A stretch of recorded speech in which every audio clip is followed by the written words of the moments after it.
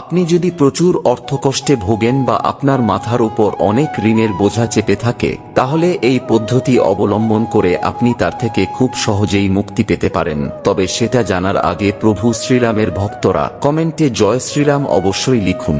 Number 1, প্রতিদিন সকালে কোনো কুকুরকে কিছু না কিছু খাওয়ান, তারপর ঋণমুক্তি হওয়ার প্রার্থনা করুন। নাম্বার 2, প্রতিদিন কালো কাককে আপনার সামর্থ্য অনুযায়ী কিছু খাইয়ে শনিদেবের কাছে আপনার ঋণ মুক্তির প্রার্থনা জানান।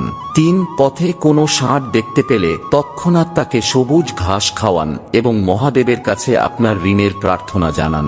4, প্রতিদিন গরুকে একটি রুটির সাথে হলুদ ও গুড় মিশিয়ে খাওয়ান, তারপর আপনার ঋণ মুক্তির জন্য ঈশ্বরের কাছে প্রার্থনা করুন। 5, প্রতিদিন কোনো পাখিকে কিছু না কিছু খাইয়ে মা লক্ষ্মীর কাছে ঋণের সমস্যা জানান। এই উপায়গুলির মধ্যে রোজ যে কোনো 2টি উপায় অবলম্বন করে এর থেকে দ্রুত মুক্তি পেতে পারেন।